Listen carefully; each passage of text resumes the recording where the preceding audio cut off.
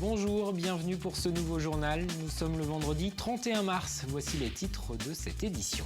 Le Puy du Fou, prêt pour une nouvelle saison. Elle débutera ce samedi. Une année 2017 marquée par quelques nouveautés et par un anniversaire. Le parc fêtera en juin prochain ses 40 ans et il envisage d'élargir sa période d'ouverture dans l'année. Explication au début de cette édition. Zoom également dans ce journal sur les métiers territoriaux. Un forum sur le sujet se tient ce samedi à La Roche-sur-Yon. Car malgré des budgets de plus en plus serrés, les mairies ou les communautés de communes continuent de recruter des agents administratifs ou des techniciens.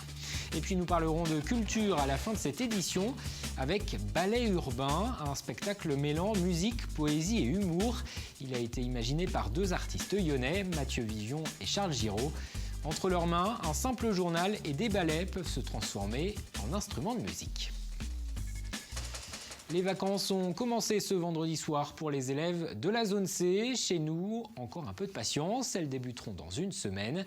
Des congés de printemps qui lancent la saison touristique. Les premiers campings du département rouvrent ainsi leurs portes ce week-end, comme la plupart des sites touristiques. À l'image du Puy du Fou, le parc vendéen a attiré l'an dernier 2,2 millions de visiteurs. Le public pourra découvrir cette année encore quelques nouveautés. Et le Puy du Fou, qui s'apprête à fêter en juin prochain son 40e anniversaire, réfléchit à de nouvelles évolutions. Élodie Pépin. Après avoir investi 25 millions d'euros en 2016, dont 18 millions pour le dernier panache, le Puy du Fou continue d'innover. Cette année, 30 millions ont été investis pour la construction de cette citadelle, un nouvel hôtel, le 5e du parc, mais aussi pour la cinécénie ou encore pour de petits spectacles, comme celui-ci, le Grand Carillon. C'est un carillon qui fait 16 mètres de haut et qui est animé par 4 musiciens qui lui donnent vie et qui interprètent avec une centaine de cloches les mélodies traditionnelles françaises que tous les Français connaissent, mais que pour certaines, ils ont plus ou moins oubliées. Un spectacle qui sera joué jusqu'à 8 fois par jour. Dans le bourg 1900, voici l'autre nouveauté. Le ballet des sapeurs. Un spectacle entièrement joué par des enfants.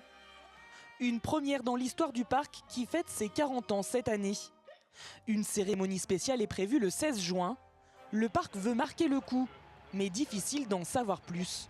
Je peux simplement lever un coin du voile en vous disant que nous aurons avec nous l'orchestre symphonique de Prague, que nous aurons les chœurs de Prague, que nous aurons aussi d'autres intervenants prestigieux, mais pour lesquels je suis pour le moment encore tenu au secret. Le secret, le suspense, les innovations, c'est la recette du Puy du Fou. Une recette qui fonctionne. En 2016, le parc a accueilli plus de 2 millions de visiteurs sur 6 mois.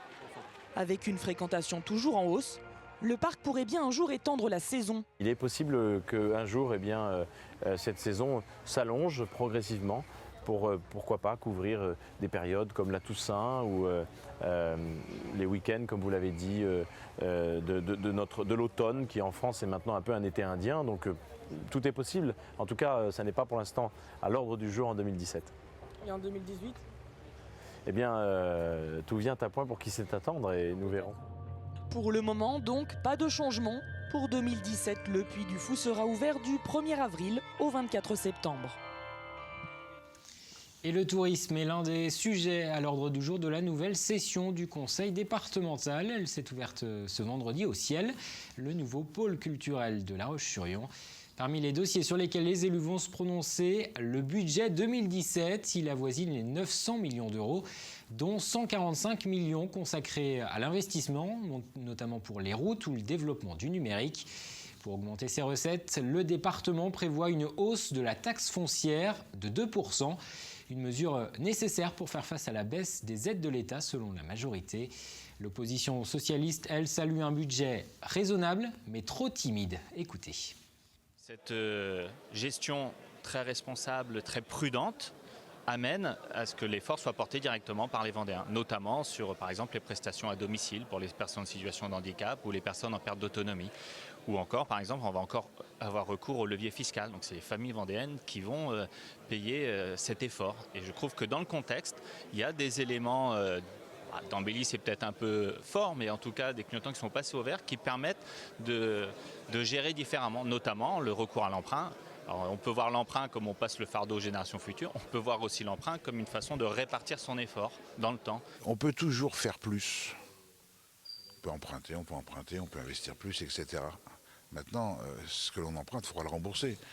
Je prends souvent la comparaison de nos situations personnelles. On investit généralement pas plus qu'on est capable de rembourser. Donc il y a un moment aussi, je pense que l'ambition, on l'a, mais l'ambition, Dieu sait si j'insiste sur les investissements, mais pour moi l'ambition, c'est pas toujours au niveau de l'argent. J'ai une ambition aussi sur un terrain qui est terrain humain par rapport à tout ce qui est les solidarités et la famille. Image interview signée Pierre Dalicieux.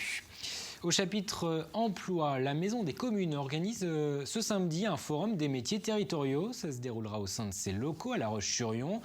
Un rendez-vous destiné à mieux faire connaître la fonction publique territoriale. Au total, près de 230 métiers sont exercés dans les communes, les départements ou les régions. Des collectivités qui continuent de recruter malgré des budgets resserrés, car elles doivent pallier les départs en retraite, mais aussi répondre à la hausse de la population. Apolline Laurent. Bonjour. Alors ce stage, ça se passe bien ? Maxime Fortin est stagiaire à la mairie de Mouchamps et aujourd'hui, c'est l'heure de son bilan de stage. Depuis septembre, il se forme à l'Institut supérieur de la formation des cadres territoriaux de Saint-Laurent-sur-Sèvre. Titulaire d'un master en communication, il s'est redirigé vers les métiers de la fonction publique après avoir passé plusieurs mois au chômage. Des métiers divers et variés qui l'ont très vite séduit. Quand on intègre la fonction publique, on est titulaire d'un grade, mais pas de son emploi. Donc finalement, on est amené à faire différents emplois au cours de sa carrière. Donc c'est ça aussi ce que je recherchais, la polyvalence. Malgré la baisse des dotations de l'État et la mutualisation des services lors de la fusion des communes, la Vendée fait partie des départements qui recrutent encore des agents de la fonction publique territoriale. La raison ? L'accroissement de la population sur le territoire depuis 2008. Donc cela induit aussi un maintien des services publics de proximité, une continuité de ces services publics et donc les communes doivent répondre, que ce soit pour toutes les demandes des administrés, mais aussi pour les personnes âgées, pour la petite enfance, pour les personnes en situation de handicap, enfin pour vous et moi, pour chaque administré, à ce maintien des services publics. Et donc, effectivement, nous avons besoin au niveau des communes et des collectivités de Vendée de personnel administratif formé. La Maison des communes de Vendée se charge ensuite d'aider les lauréats des concours de la fonction publique à trouver un emploi. Et aujourd'hui, le taux d'insertion est de 100%. C'est ce qui s'est passé pour Marie Pacreau. Depuis 9 ans, elle est secrétaire générale à la mairie de Saint-Prouan. Elle est chargée entre autres de gérer le personnel, de renseigner les administrés ou encore d'aider les élus à réaliser des projets sur la commune. C'est dommage que ça soit des métiers qui soient finalement un peu méconnus, qu'il y ait peut-être des partis pris sur les métiers de la fonction publique parce que c'est des métiers qui finalement sont riches, sont nécessaires. Et il y a besoin de petites mains finalement pour mettre en œuvre tous les projets de nos élus, pour renseigner tous nos administrés. Et je pense que c'est important. La fonction publique territoriale représente 230 métiers différents, exercés en mairie, en intercommunalité, au niveau du département et de la région, ou encore dans les établissements publics. On passe au sport. En voile, Lionel Régnier poursuit son projet Golden Globe Challenge. Le skipper vendéen vient de remettre à l'eau son bateau Sable d'Olonne. Vous le voyez sur ces images d'Arnaud Barrier. Un monocoque de 10 mètres avec lequel Lionel Régnier participera en mai à la Transat Plymouth-Newport avant d'être l'an prochain donc sur la ligne de départ du Golden Globe Challenge. Un Vendée Globe à l'ancienne puisqu'il s'agira d'un tour du monde en solitaire dans les mêmes conditions qu'il y a 50 ans, c'est-à-dire sans électronique à bord. L'avantage de cette course, on n'est pas sûr d'y arriver parce qu'on n'a pas de recul, il n'y en a qu'un qui a réussi jusque-là. Mais on a tous notre chance de gagner. Ce qui quand même, quand on est un peu compétiteur, c'est pas grave si on ne gagne pas, mais on a tous une chance de gagner. Et donc ça, rien que ça, c'est motivant. Et en attendant, Lionel Régnier poursuit sa recherche de sponsors. Il doit réunir 250 000 €. 40% du budget a pour le moment été trouvé. Les rendez-vous sportifs du week-end dans l'agenda du basket. En National 1 masculine, Challans accueille sur son parquet le leader du championnat, Caen. Ce sera ce samedi à partir de 20h, salle Michel Vrignot. Les Chalandais, 9e, enchaînent les succès depuis le début du mois. Et puis du côté du championnat féminin, les joueuses de La Roche-sur-Yon sont également invaincues depuis 5 journées. Elles sont actuellement 2e du classement, à égalité de points avec le leader Chartres. Ce samedi, elles seront opposées à Calais, actuellement 6e. C'est l'un des rendez-vous sportifs lyonnais les plus populaires. La bicentenaire a lieu dimanche. Ce sera la 14e édition. 5000 coureurs et 4000 marcheurs sont inscrits pour l'un des 9 parcours proposés. Tous les départs seront donnés des Oudéry. Enfin, en football, en division 2 féminine, La Roche-sur-Yon affrontera Lorient dimanche après-midi sur la pelouse de Saint-André-d'Ornay. Les Vendéennes, 2e du classement, l'avaient emporté à l'aller 2-1. On ouvre une page culture à présent avec pour commencer les journées européennes des métiers d'art. Elles ont débuté ce vendredi et vont se poursuivre jusqu'à dimanche. L'occasion d'aller à la rencontre de professionnels, de découvrir leur travail, d'échanger avec eux. Les métiers d'art regroupent au total près de 200 métiers, du bois, du cuir ou encore de la bijouterie. Quelques savoir-faire que vous pourrez par exemple découvrir à Chavagne-en-Paillé, au château de la Chardière. 11 artisans y exposent jusqu'à la fin du week-end. Quand on est seul dans un atelier, c'est beaucoup plus compliqué de sensibiliser, de faire venir les gens. Que quand on est regroupé, et puis dans un lieu qui est quand même assez, je dirais plus qu'agréable, ça suscite quand même un intérêt assez important. Sachant que depuis 4 ans, nous augmentons les visiteurs. Voilà. On était, je crois, à presque 800 personnes l'année dernière. Donc ce qui est très bien. Autre événement culturel qui se tient jusqu'à dimanche, l'exposition Artistes pour l'espoir. Chaque année, des peintres et des sculpteurs sont invités à présenter leurs œuvres dans un but humanitaire, puisque lors de la vente des tableaux et des sculptures, une partie de l'argent est reversée à des associations. Mais cette exposition solidaire a aussi un autre objectif, promouvoir l'art auprès des publics éloignés du monde culturel, comme les plus jeunes. Regardez. Vous travaillez comme les peintres, avec un crayon de bois. Ensuite, qu'est-ce qu'on peut utiliser? Des crayons de couleur. Des crayons de couleur. Quel outil l'artiste a utilisé pour réaliser sa toile ou sa sculpture? Qu'est-ce que l'on peut lire à travers ses formes et ses couleurs? Autant de questions et d'interprétations que ces enfants de CE1 de l'école élémentaire de Mouilleron-le-Captif tentent de décrypter. On est venu pour voir des tableaux exposés par des gens qui les ont peints et des sculptures aussi. C'est bien parce qu'on découvre de nouvelles choses.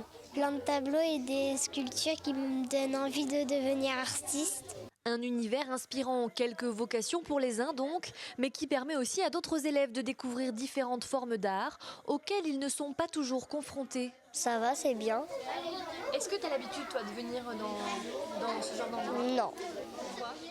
Je sais pas trop, parce qu'on n'aime pas trop les musées. Les élèves viennent ici et ça leur permet de découvrir un musée. Ils n'ont pas forcément l'occasion d'y aller avec leurs parents. Et puis, ça permet aux élèves de découvrir des artistes de toute la France et puis même d'Afrique. Car pour cette 5e édition de l'exposition Artistes pour l'espoir, les organisateurs ont invité 50 artistes de toute la France et même du monde à exposer leurs œuvres. Pour faire partie des heureux élus, il faut créer des œuvres figuratives où le spectateur reconnaît ce qu'il voit, mais se laisse emporter par la patte de l'artiste. Mais surtout, comme tous les ans, une partie du montant de la vente d'un tableau ou d'une sculpture est reversée à une association. Avec Artistes pour l'espoir, c'est toujours comme ça, c'est que ce sont les artistes qui font un effort particulier pour accompagner une cause. Alors les causes cette année sont relatives au handicap, au travers le soutien de 2 associations, donc le basket lyonnais, basket club lyonnais, et la Fédération française de randonnée. L'un et l'autre pour s'équiper en matériel, pour permettre à des handicapés soit de faire des activités sportives, soit de faire de la randonnée dans des endroits inaccessibles pour eux. L'année dernière, grâce à l'exposition, 46 000 € ont été récoltés et reversés à des associations. Je vous propose de partir à présent à la rencontre de 2 artistes lyonnais, Mathieu Vivion et Charles Giraud.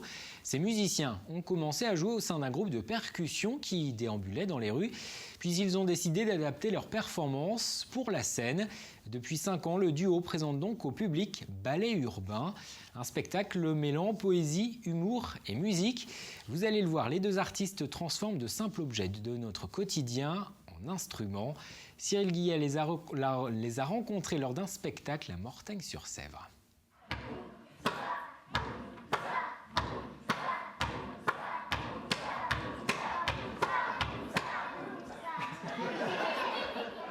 Avec Mathieu Vivion et Charles Giraud, tout est prétexte à musique. Plus qu'un simple spectacle, le ballet urbain est une véritable performance que le duo a déjà joué plus de 200 fois. Charles étant percussionniste et moi batteur, on voulait faire un spectacle autour de la percussion. Et en même temps un spectacle qui sensibilise aussi le public au son qui nous entoure.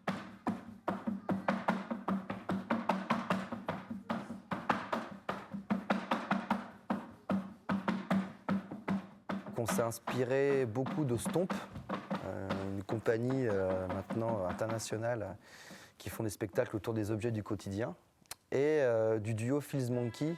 Et donc on a lié ces deux univers-là, faire des performances musicales avec des objets du quotidien, et puis de personnages un peu loufoques, quoi, burlesques.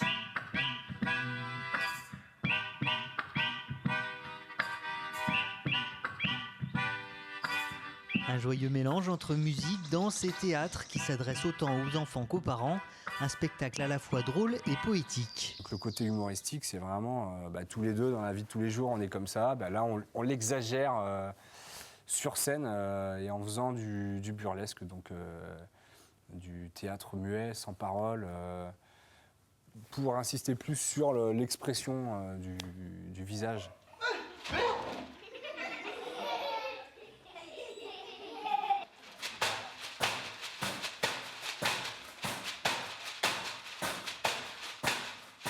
Un spectacle comico-rythmique où de situations banales naissent des événements musicaux. Un véritable tour de force pour ces deux artistes.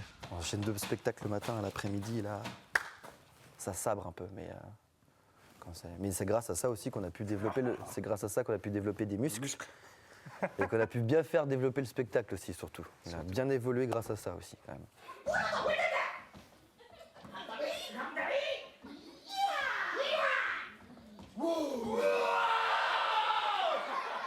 Ce duo s'est déjà produit dans de nombreux festivals comme Pétatong ou Facessi et risque de faire parler encore de lui.